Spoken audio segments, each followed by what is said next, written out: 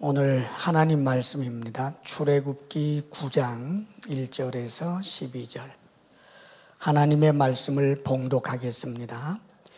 여호와께서 모세에게 이르시되 바로에게 들어가서 그에게 이르라. 히브리 사람의 하나님 여호와께서 말씀하시기를 내 백성을 보내라. 그들이 나를 섬길 것이니라. 내가 만일 보내기를 거절하고 억지로 잡아두면 여호와의 손이 들에 있는 내 가축 곧 말과 나귀와 낙타와 소와 양에게 더하리니 심한 돌림병이 있을 것이며 여호와가 이스라엘의 가축과 애굽의 가축을 구별하리니 이스라엘 자손에게 속한 것은 하나도 죽지 아니하리라 하셨다 하라 하시고, 여호와께서 기한을 정하여 이르시되 여호와가 내일 이 땅에서 이 일을 행하리라 하시더니, 이튿날에 여호와께서 이 일을 행하시니 애굽의 모든 가축은 죽었으나 이스라엘 자손의 가축은 하나도 죽지 아니한지라. 바로가 사람을 보내어 본즉 이스라엘의 가축은 하나도 죽지 아니하였더라. 그러나 바로의 마음이 완강하여 백성을 보내지 아니하니라. 여호와께서 모세와 아론에게 이르시되 너희는 화덕의 재 두 움큼을 가지고 모세가 바로의 목전에서 하늘을 향하여 날리라. 그 재가 애굽 온 땅에 티끌이 되어 애굽 온 땅의 사람과 짐승에게 붙어서 악성 종기가 생기리라. 그들이 화덕의 재를 가지고 바로 앞에 서서 모세가 하늘을 향하여 날리니 사람과 짐승에게 붙어 악성 종기가 생기고 요술사들도 악성 종기로 말미암아 모세 앞에 서지 못하니 악성 종기가 요술사들로부터 애굽 모든 사람에게 생겼음이라. 그러나 여호와께서 바로의 마음을 완악하게 하셨으므로 그들의 말을 듣지 아니하였으니 여호와께서 모세에게 말씀하심과 같더라. 아멘. 네, 오늘 말씀은 이제 애굽 땅에 내렸던 그 재앙 가운데 돌림병, 가축에게 임한 그 가축 돌림병과 그리고 가축과 사람에게 이제 임하게 된 악성 종기 재앙이지요. 때때로 요즘에도 보면 이 무서운 돌림병, 뭐 이제 그 광우병이라든지 또 구제역이라든지 사람들의 욕심에 의해서 이제 그런 병이 생겼다고들 이제 추측을 합니다만은, 그런 병이 생기면 뭐 수만 마리 때로는 수십만 마리를 도살하는 아주 끔찍한 일들이 있지요. 오늘 본문에 이제 이 그 가축에 임한 돌림병은 그 당시 이집트에 얼마나 많은 가축이 있었는지는 모르겠습니다만은 천천만만의 수많은 그런 가축들이 말하자면 이 돌림병으로 하루아침에 떼죽음을 당하는 이제 그런 재앙입니다. 그리고 이 악성 종기 재앙은 사람과 가축에게 참 이 그 악성 종기인데 이것은 뭐 뾰루지 정도의 그런 걸 얘기하는 게 아니라 생명의 위협을 느끼는 엄청난 고통을 동반하고 이 뭐 진물이 줄줄 흐르는 아주 그런 무서운 질병이지요. 그래서 하나님께서 이 건강을 치는 이제 그런 재앙이 악성 종기 재앙입니다. 오늘 이 본문 말씀을 통해서 또 여전히 우리는 하나님을 어떻게 섬겨야 하는지를 교훈받게 됩니다. 9장 1절 말씀을 함께 읽어보겠습니다. 시작. 여호와께서 모세에게 이르시되 바로에게 들어가서 그에게 이르라. 히브리 사람의 하나님 여호와께서 말씀하시기를 내 백성을 보내라. 그들이 나를 섬길 것이니라. 하나님께서 모세에게 명령을 하시지요. 바로에게 들어가서 그에게 이르라.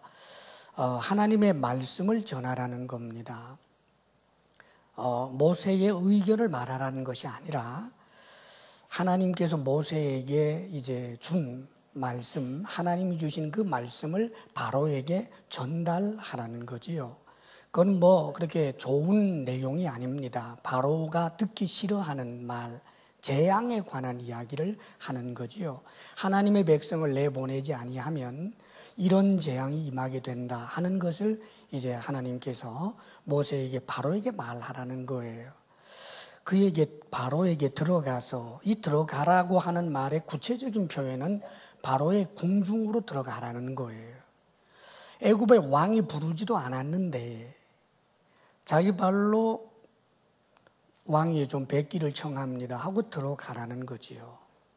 사실 이것은 굉장히 부담을 주는 말씀입니다.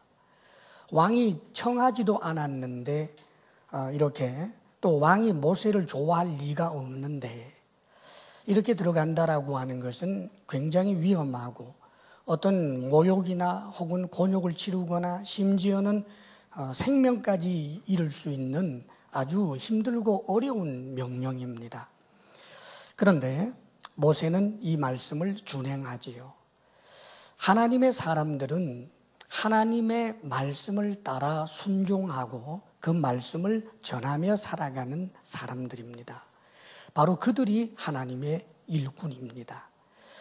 여러분들, 우리 모두가 다 하나님의 신실한 일꾼이 되기를 바랍니다.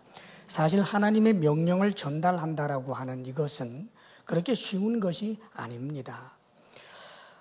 성경에 보면 고린도전서 9장 16절에서 17절에 사도 바울이 자신의 심경을 이렇게 토로합니다. 내가 복음을 전할지라도 자랑할 것이 없음은 내가 부득불할 일임이라. 바울이 복음을 전하지 않습니까? 사실 이 세상에 바울처럼 열심히 복음 전한 사람이 어디 있어요?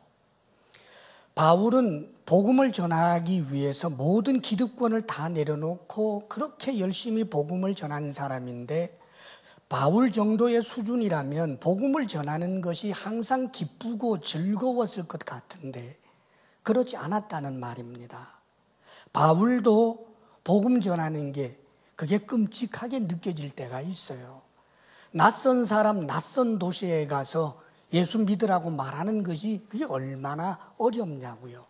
그 말 한다고 누가 환영합니까? 돌 던지고 미워하고 욕하는 것. 바울이라고 좋겠어요. 그래서 바울은 이렇게 표현하는 거예요. 내가 복음을 전할지라도 자랑할 것이 없으면 내가 부득불할 일입니다. 부득불이라고 표현합니다. 만일 복음을 전하지 않으면 내게 화가 있을 것이로다. 내가 내 자의로 이것을 행하면 상을 얻으려니와. 그렇지요. 자의로 하면 기뻐서 복음을 전하는 것이 너무 감격스러워서 하나님께서 주신 은혜가 너무 고마워서 자발적으로 자의로 전한다면 상을 얻게 된다는 것 바울도 압니다. 그러나 항상 자발적으로 되지는 않더라는 거예요. 자발적으로 하면 상을 얻는다는 것을 알지만 때로는 자발적으로는 되지 않을 때도 있다라는 거예요. 자의로 아니한다 할지라도 나는 사명을 받았노라. 무슨 말입니까? 자발적으로 자의적으로 할 때도 있지만 부득불 사명이기 때문에 할 때도 있더라는 말이지요. 사랑하는 여러분, 그렇습니다. 신앙생활, 믿음생활, 사명을 따라 산다는 것은 때로 즐거울 때가 있어요. 나오지 말라고 해도 교회 나오는 발걸음이 가볍고요. 오늘 가서 정말 하나님 앞에 영과 진리로 예배해야지 이 주일날을 기대하다고 오는 일도 있고 1년에 몇 번 될는지는 모르겠습니다만은 TV를 볼까? 교회 갈까? 이거 고민하다가 이 자리에 와 있는 분도 혹 있을 거예요. 잘 오셨어요. 부득불 예배드리는 것이 하나님의 명령이고 복음 전하는 것이 하나님 사명이기 때문에 그래서 우리는 우리의 정서를 따라 하는 것이 아니라 하나님의 말씀과 명령을 따라 하는 것입니다.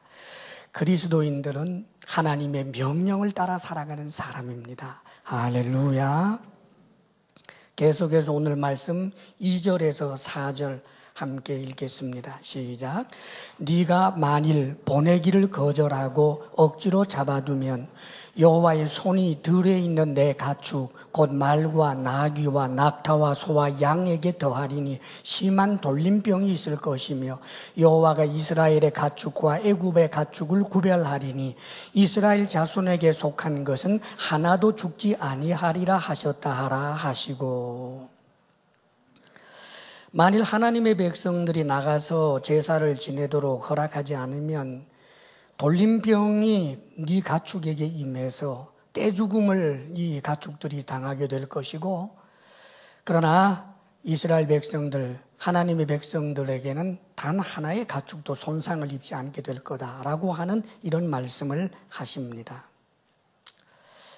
사랑하는 여러분, 그 당시에 하나님께서 이집트의 그 가축들을 치셨는데 그 당시에 가축 숫자가 얼마인지는 모르겠어요. 그러나 천천만만 참 많은 가축이 있지 않았겠습니까?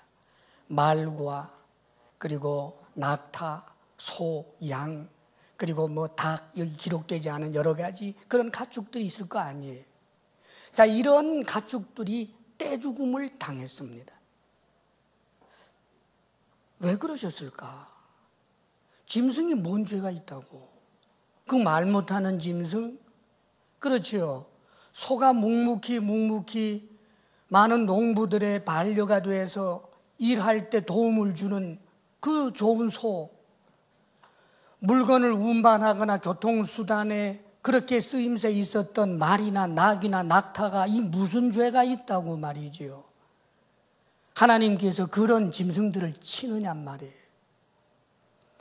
사랑하는 여러분, 여기에는 중요한 의미가 있습니다. 그 중에 하나가 인간 생명 하나가 천천만만 가축의 생명보다 귀하기 때문입니다. 도대체 하나님께서 이런 수많은 가축을 죽이면서까지 무엇을 보여주는 거예요?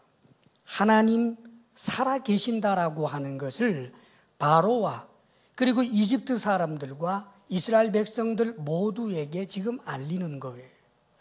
하나님이 살아계신다라고 하는 것을 알리는 것이 왜 그렇게 중요한가? 모든 인간은 하나님을 하나님으로 인정하고 하나님을 경외할 때만 비로소 그 생명이 영원을 얻을 수 있게 되기 때문입니다. 다시 말하면 인간 구원은 하나님을 경외할 때만 일어나는 거예요. 하나님을 하나님으로 인정하고 하나님을 예배하는 자로 사는 사람만이 구원을 얻기 때문에 지금 하나님께서는 이 바로뿐만 아니라 이집트에 있는 그 이민족들 그리고 이 내용이 기록이 되어서 오고 오는 수많은 세대의 사람들이 역사적으로 일어났던 이 엄청난 사건, 수많은 동물들이 떼죽음을 당하게까지 하는 그 사건을 통해서 하나님이 살아계시는 분이구나, 하나님을 섬겨야 하겠다, 영혼을 구원하기를 원하셔서 이 일을 진행하게 되었다는 말입니다. 가령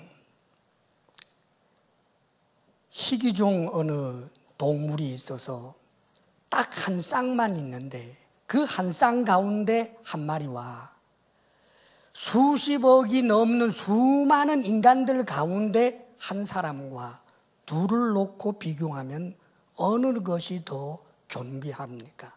어느 것이 더 귀합니까? 성경은 단연코 인간이라고 말합니다. 사람들은 그러지요. 생명은 다 똑같다. 짐승의 생명이나 사람의 생명이나 똑같다 그럽니다. 그렇지 않습니다. 인간은 하나님의 형상을 따라 지음받은 소중한 존재입니다. 물론 인간 법에도 짐승이 물에 빠져 있고 사람이 물에 빠져 있는데 의도적으로 사람을 구하지 않고 짐승을 구했다라고 하면 법적인 제재를 분명히 받게 되어 있습니다.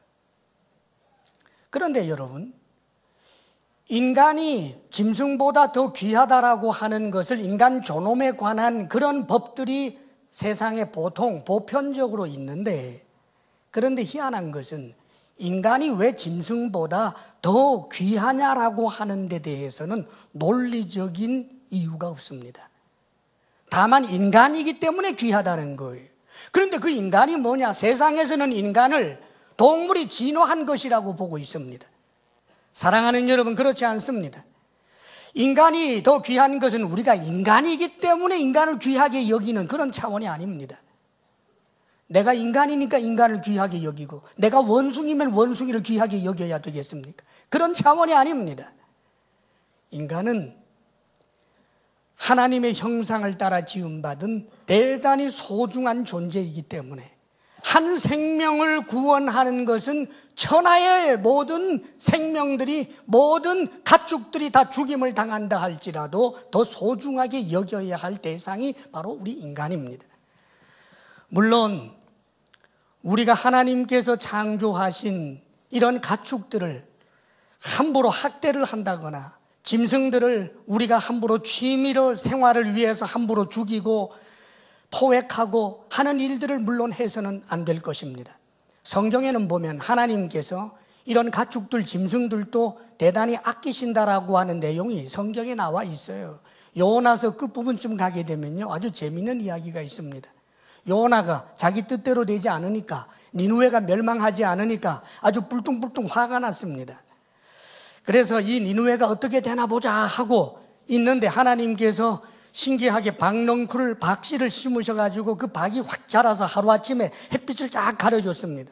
그래서 이 박넝쿨 텐트 속에 앉아가지고 이 니느웨 성을 보고 있는데 하나님 벌레를 준비해가지고 갈가 먹어졌잖아요. 그러니까 막 뜨거워요. 그러니까 이 요나가 하나님 앞에 막 성을 내면서 나를 죽여주십시오 하고 이러니까 하나님이 그러십니다. 네가 화내는 게 합당하냐? 예, 내가 죽는다고 해도 썩내는 게 합당합니다 하고 하나님 앞에 막 대들어요. 이 요나가. 사람이 원래 화가 나면 눈에 보이는 게 없나 봐요. 그러자 하나님께서 이렇게 말씀을 하십니다. 요나야, 하루아침에 생겼다가 없어지는 박넝쿨도 네가 그렇게 아끼는데 이 니느웨 성에는 좌우를 분별하지 못하는 아가들이 12만이고 수많은 가축들이 있단다. 내가 어찌 이들을 아끼지 않겠느냐. 그렇게 결론이 나와요. 우리 하나님은 하나님이 만드신 소, 양, 말 다 왜 아끼지 않겠어요?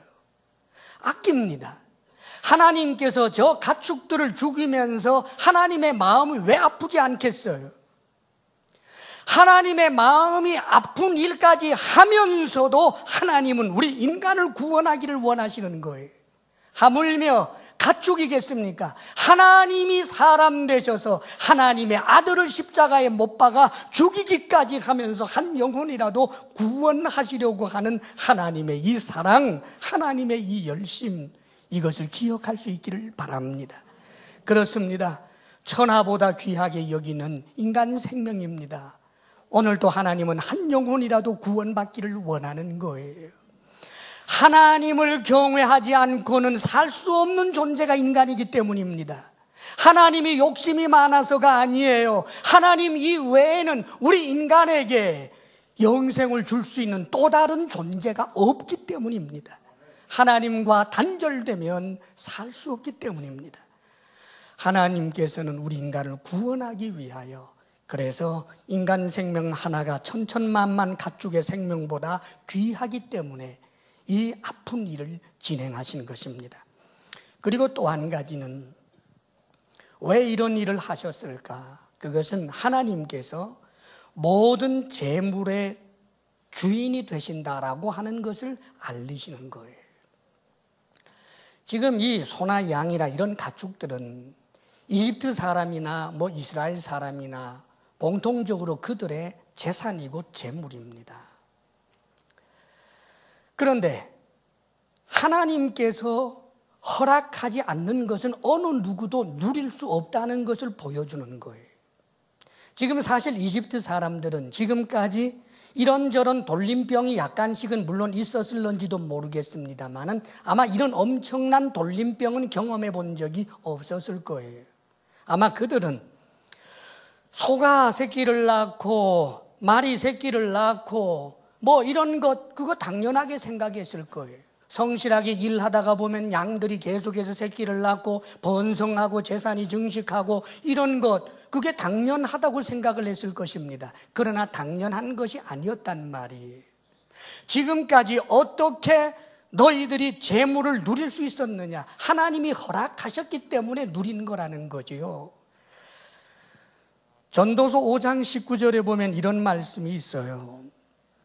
어떤 사람에게든지 하나님이 재물과 부요를 그에게 주사 능히 누리게 하시며 제 몫을 받아 수고함으로 즐거워하게 하시는 것은 하나님의 선물이라 그러십니다. 어떤 사람에게든지 믿는 사람이든 믿지 않는 사람이든 하나님을 경외하는 사람이든 하나님을 부인하는 사람이든 어떤 사람이든지 그가 누리는 재물이 있다면 하나님 선물이요. 그가 수고하고 땀의 열매를 얻을 수 있다면 그것이 하나님의 선물이라고 성경은 말하는 거예요. 사실 이집트 사람들이 수고했겠지요. 그 소를 가지고 농사를 짓기도 하고 말이지요. 말이나 낙타를 거기에다 짐을 싣고는 운송하면서 운송비를 받고 하는 그런 일들, 수고한 땀의 열매를 얻었단 말입니다. 그런데 그 땀의 열매가 내가 땀만 흘리면 무조건 얻을 수 있는 것이 아니라는 거예요. 하나님이 허락하실 때만 누릴 수 있었다라고 하는 것을 보여주는 것입니다. 그렇습니다, 여러분. 여기 이스라엘 백성들도 마찬가지예요. 이스라엘 땅, 이스라엘 사람들이 살던 그 고센 지역의 가축들은 한 마리도 안 죽었습니다. 이스라엘 사람들이 똑똑해서입니까? 이런 재앙에 대하여 자신들이 스스로 방어해낼 만한 무슨 능력이 있었기 때문입니까? 아닙니다. 하나님께서 지켜주셨으니까 지켜지는 거예요. 이집트의 모든 가축들이 죽어나간 것과 이스라엘 백성들이 가축이 살아난 것은 오직 하나, 하나님의 의지에 달려있다는 말이지요. 하나님께서 누리도록 허락하실 때 누릴 수 있고 하나님이 주실 때 받을 수 있고 하나님께서 빼앗으면 그것을 막을 자가 없다라고 하는 것을 지금 성경은 가르쳐주고 있는 것입니다. 사랑하는 여러분, 우리는 이 사실을 늘 인정하고 참으로 모든 재물의 주가 되시는 분이 하나님이다라고 하는 사실을 언제나 인정하고 고백할 줄 알아야 하는 것입니다. 하나님께서 주셔야만 누릴 수 있는데 사실 이 재물에 관해서는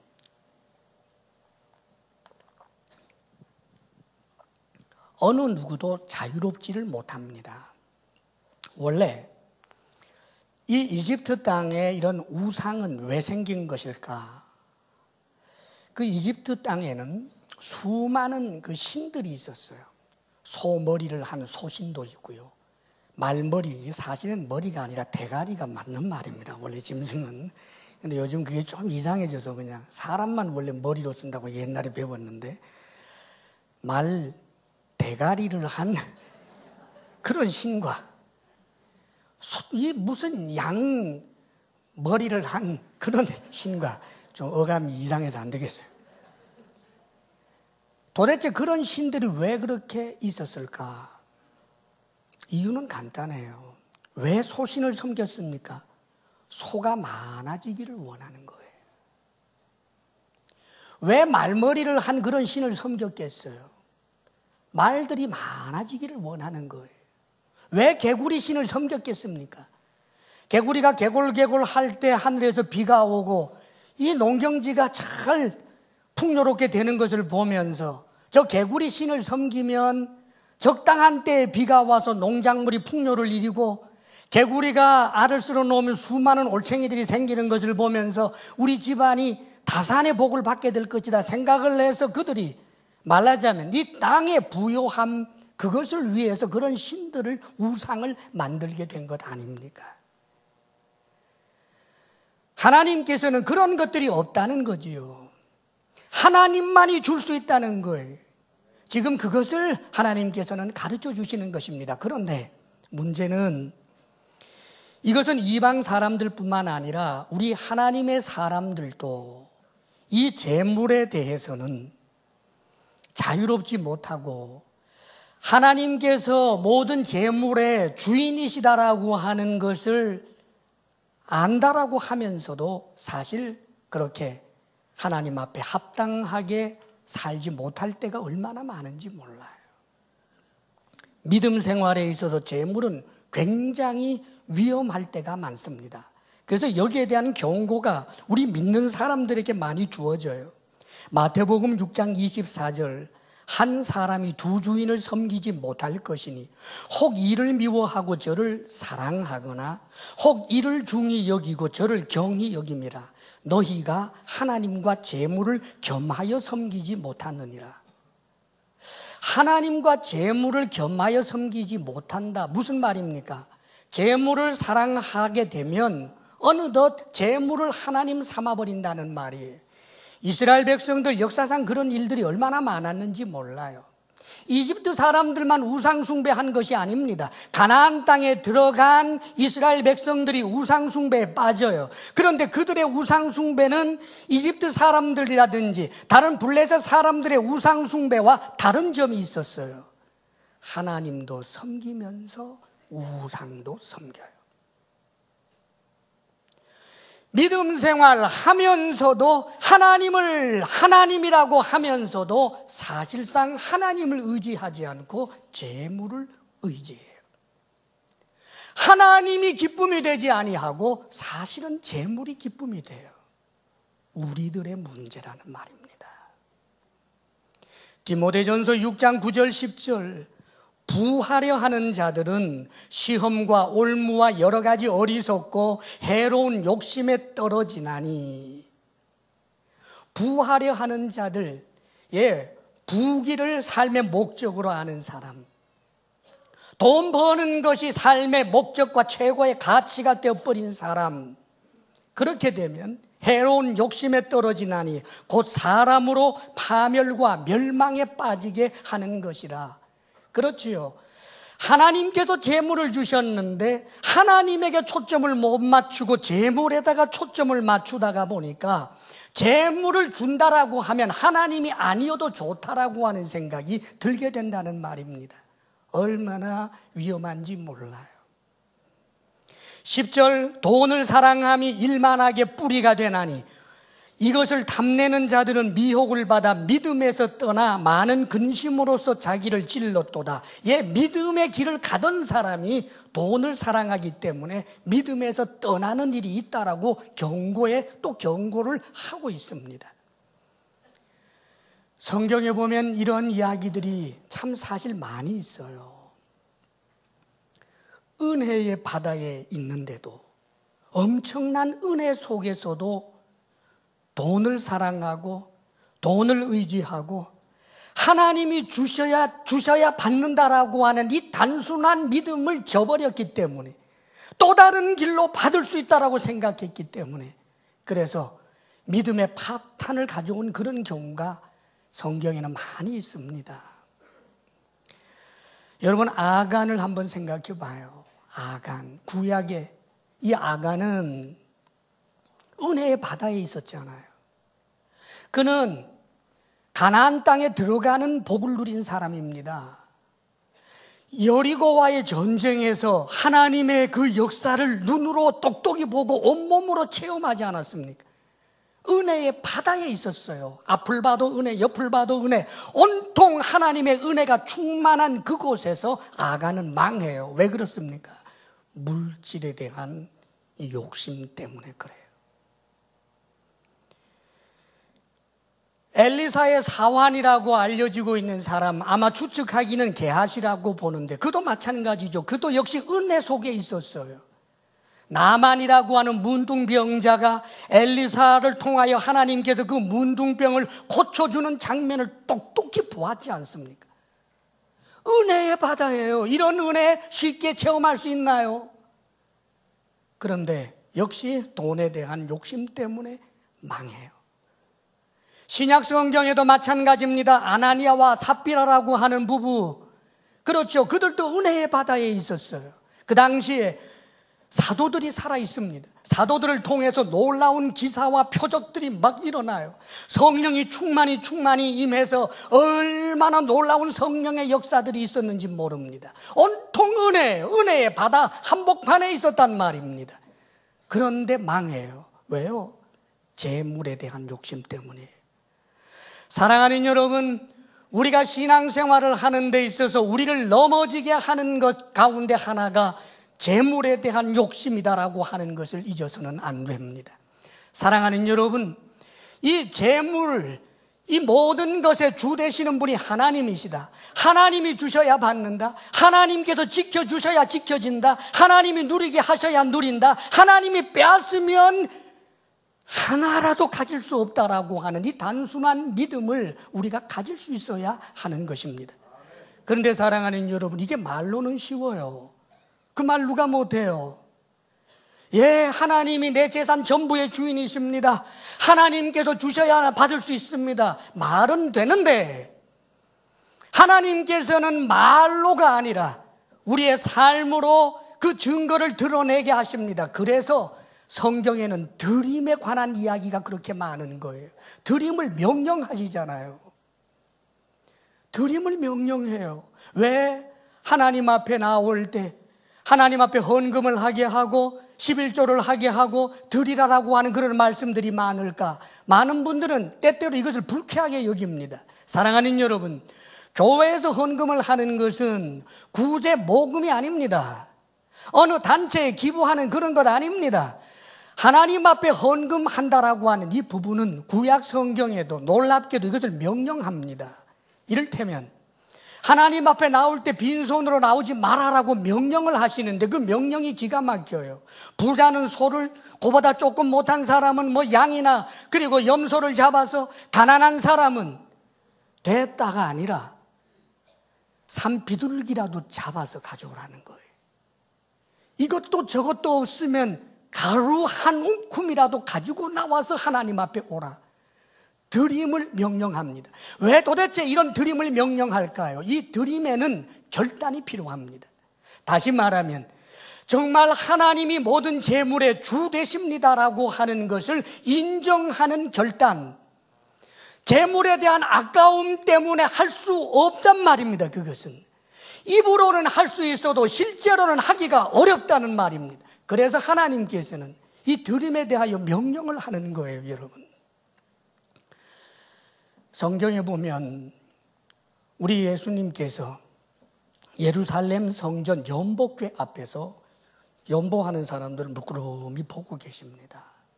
자, 그런데 거기에 많은 부자들도 막 헌금을 하고 그랬는데 과부가 2렙돈을 바칩니다.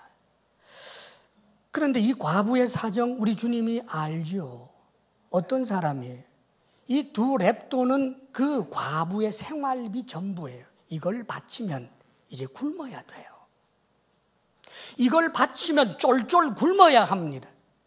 자, 그걸 아시는 주님이라면 과부가 2렙돈을 넣으려고 할 때 막아서면서 여인이여, 네 마음을 이미 우리 아버지 하나님이 알고 계시느니라. 너는 이것을 가지고 가서 음식을 사 먹도록 해라. 이건 너 생활비 전부지 않니? 하고 막아서는 게 멋있을 것 같은데 놀랍게도 우리 예수님 그냥 내버려 두십니다. 그래서 정말 그걸 헌금하도록 해버렸단 말이에요. 이제 이 과부는 어떻게 해요? 쫄쫄 굶게 생겼는데 왜 우리 예수님께서는 그것을 알면서도 그대로 내버려 두셨을까? 여기는 헌금을 하는 모든 사람보다 이 여인이 더 많이 바쳤느니라. 다른 사람들은 부유한 가운데 일부분을 드렸지만 이 과부는 자신의 재산, 자신의 생활비 전부를 드렸느니라. 제일 많이 하였느니라. 이 칭찬 한마디 때문에 그랬겠어요? 우리 예수님은 하나님이십니다. 그분은 재물의 주 되시는 분이십니다. 생활비 전부를 내게 되는 이 여인에 대하여 책임질 수 있는 분이시기 때문입니다. 왜요? 그분은 만왕의 왕이요, 모든 재물의 주 되시는 분이요, 그분이 주면 받고 그분이 주지 아니하면 못 받게 되는 하나님이시기 때문입니다. 우리 주님은 자신이 있었단 말입니다. 사랑하는 여러분, 나는 우리 교회 성도들이 하나님 앞에 드림이 즐거움이 되기를 원합니다. 저절로 되지 않습니다. 결단이 필요합니다. 하나님 앞에 우리의 믿음을 스스로 점검하는 그런 일들이 필요합니다. 왜 하나님께서 11조를 하라고 무엇을 하라고 하는 그런 말들이 많을까? 사랑하는 여러분, 때때로 어떤 이들은 그런 이야기까지 합니다. 11조는 구약의 율법이기 때문에 11조를 하라고 가르치는 것은 그건 교회가 잘못 가르치는 것이다. 11조를 하라고 가르치는 것은 목사들이 욕심이 많아서 그따위 소리 하는 것이다. 사랑하는 여러분, 허무맹랑한 이야기입니다. 11조에 관한 가르침은 성경에 명백히 기록되어 있을 뿐만 아니라 그것은 율법이 아닙니다. 11조는 모세를 통하여 율법 제도가 세워지기 이전에 이미 아브라함 때부터 하나님을 사랑하는 아브라함이 하나님 앞에 11을 드리고 야곱이 하나님 앞에 11을 드린 율법 이전의 이야기인 것입니다. 더더군다나 이런 이 하나님께서 11조를 하라라고 하시는 것을 우리 예수님이 폐한 적이 없어요. 마태복음 23장 23절 이하에 보면 우리 주님이 서기관과 바리새인들을 아주 책망을 하는 내용이 나옵니다. 화 있을진저 외식하는 서기관들과 바리새인들이여, 너희가 박하와 화향과 근체의 11조를 드리되 율법에 더 중한 바 정의와 긍휼과 믿음은 버렸도다 라고 말씀합니다. 서기관과 바리새인들이 박하와 회향과 근체의 11조, 이것은 말하자면 자기 텃밭에다가 양념을 심은 거예요.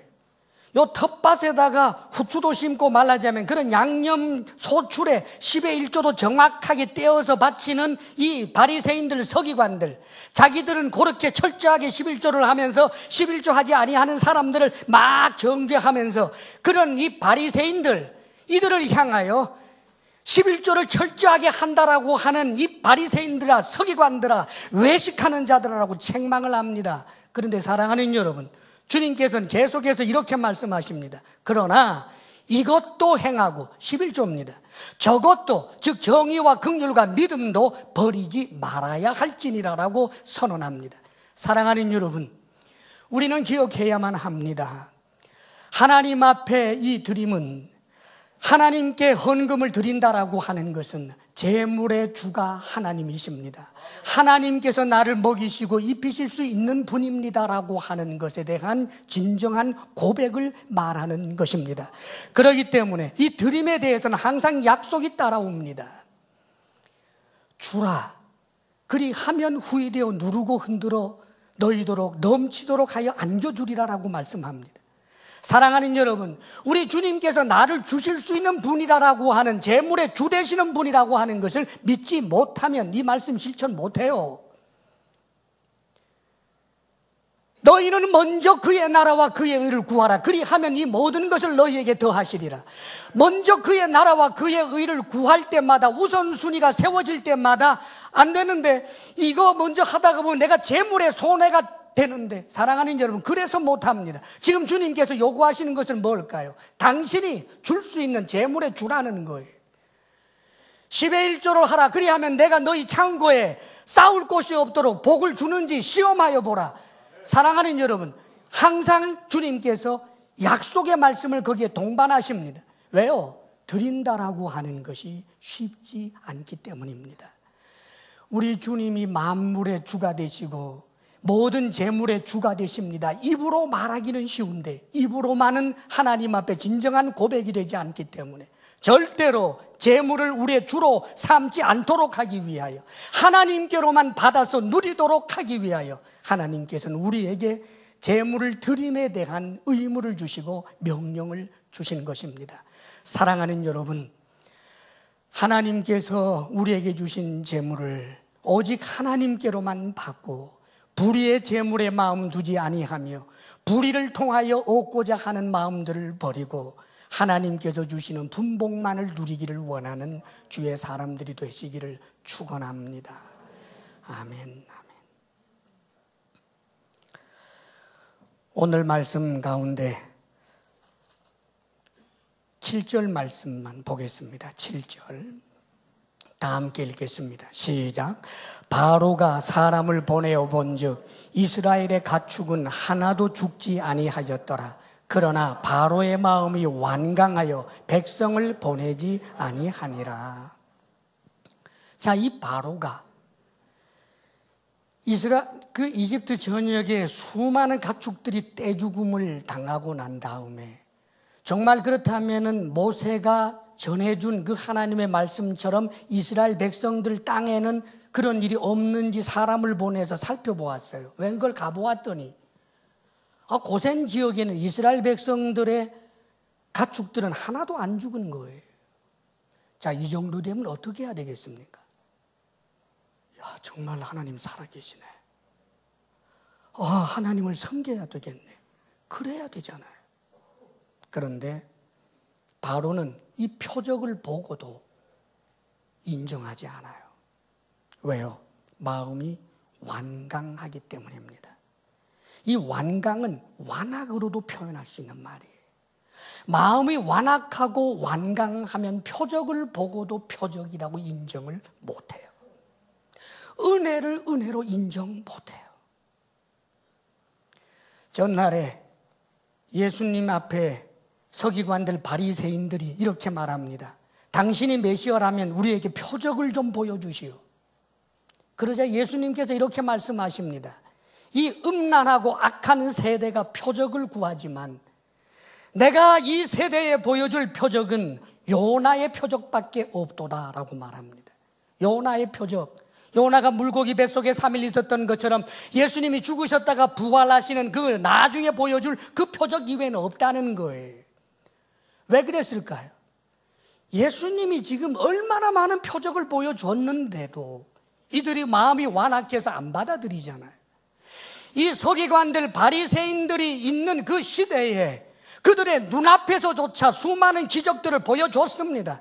손 많은 사람이 손이 펴지는 것도, 말 못하는 사람이 말을 하게 되는 것도, 귀신이 고침받는 것도 수많은 표적들을 보여줬는데 이게 표적이 아니라는 거예요. 왜요? 마음이 완악하기 때문입니다. 그런데 마음이 완악하지 않은 사람 얘기가 있어요. 세례 요한입니다. 세례 요한이 감옥에 갇혔어요.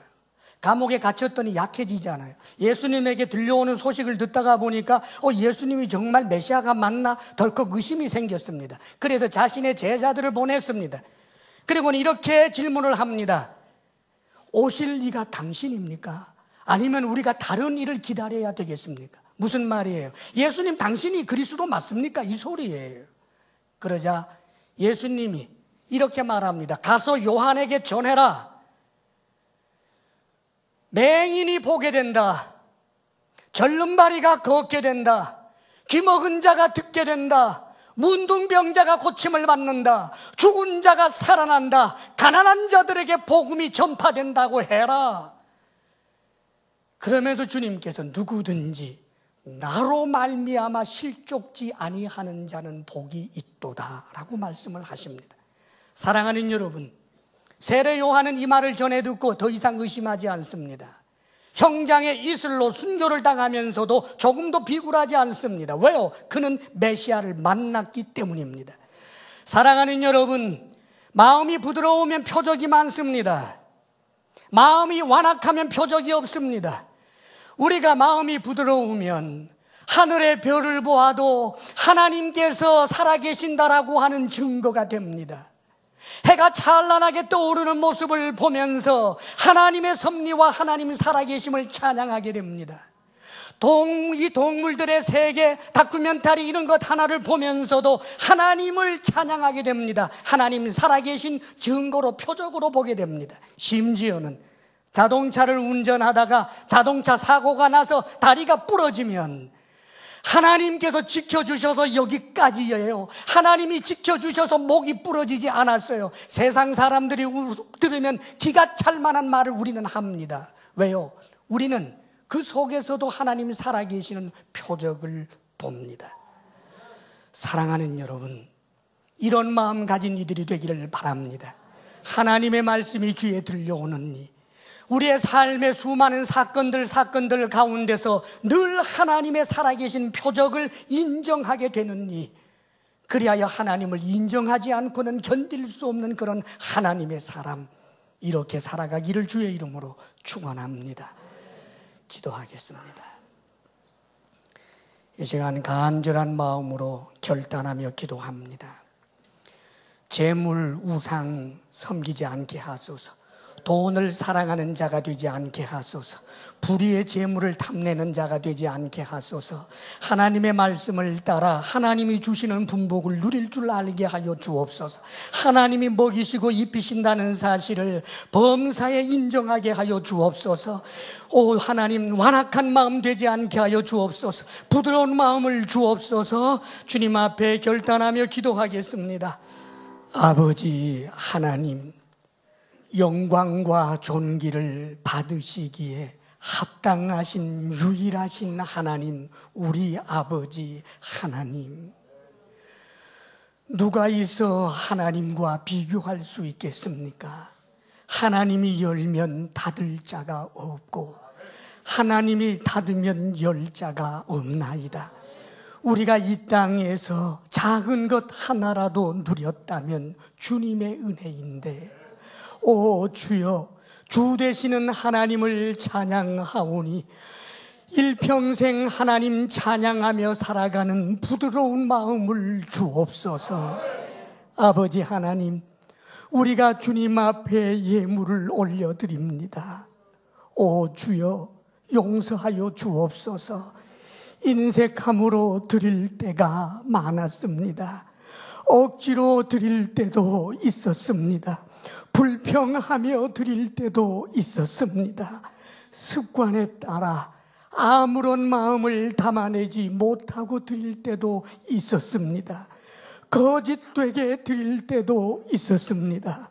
오 주님, 우리의 연약함을 긍휼히 여기시고 우리를 주의 보혈로 씻어주시며 우리가 드리는 이 작고 미천한 것을 기뻐 받아주시옵소서.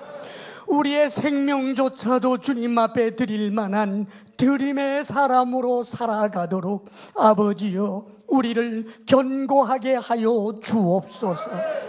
주의 사랑하는 큰 은혜를 입은 주의 백성들에게 하나님께서 필요를 아시오매 하나님께로만 받기로 결심할 때 아버지여, 하나님께서 허락하신 대로 주시옵소서. 아버지 하나님, 주의 백성들에게 평강 주시기를 원합니다. 부부사랑 돈독하게 하시기를 원합니다. 우리들의 자녀가 우리들보다 더 큰 믿음의 사람이 되기를 원합니다. 이제는 우리 주 예수 그리스도의 크신 은혜와 하나님 아버지의 한없는 사랑과 성령의 교통하심과 충만케 하심이 만왕의 왕, 만주의 주 되시는 우리 주님을 경외하며 살겠습니다. 결단하며 나아가는 사랑하는 모든 성도들 위해 이제로부터 영원토록 함께 하시기를 간절히 축원하옵나이다.